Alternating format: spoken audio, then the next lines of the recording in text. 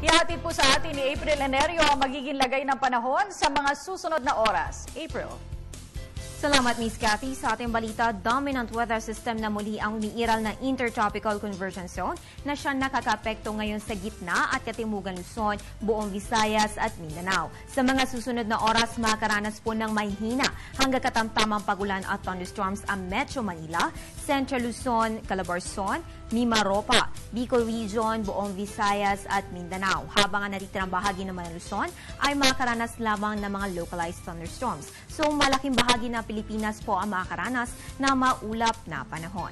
Para naman sa karagdagang impormasyon, ilang bagyo nga ba ang inaasahan natin ngayong September at recap na rin ng mga bagyong binantayan natin noong 2012. Narito po ang ating nakapanayam na si Pag-asa Weather Forecaster Al. Buwan ng Setyembre ay meron tayong inaasahan 2 hanggang 3 bagyo. Last year, meron tayong nakuhang 2 bagyo. Yan po si Typhoon Karen at si Typhoon Lawin.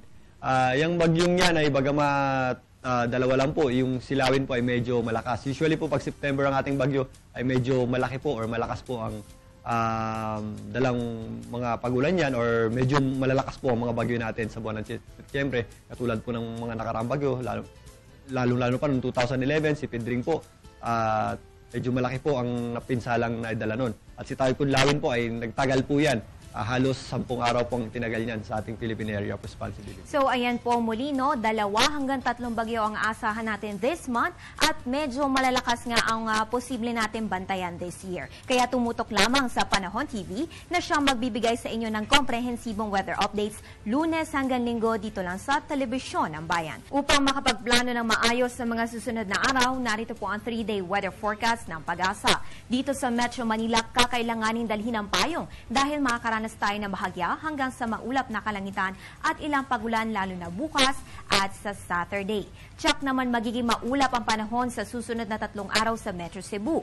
Ang mga kaulapan na ito ang siya magdadala ng mga pagulan sa ilang bahagi ng Kabisayaan simula bukas hanggang sa Sabado. At sa Metro Davao, dalhin rin ang mga payong saan man ang inyong lakad dahil makaranas tayo dyan ng cloudy skies with rain showers or thunderstorms simula bukas, September 5 hanggang sa Sabado, September 7. At para naman bukas, Huwebes, 5 ng Setyembre, sisikat po ang araw alas 5:44 ng umaga, naman alas 6:05 ng gabi. Maging una sa ulat panahon, please follow us on Twitter, like us on Facebook at bisitahin ang aming website. At yan ang pinakauling balita mula dito sa Pag-asa DOST. Ako po ang inyong weather girl April Enerio para sa Telebisyon ng Bayan. Balik sa iyo, Miss Cathy. Maraming salamat, April.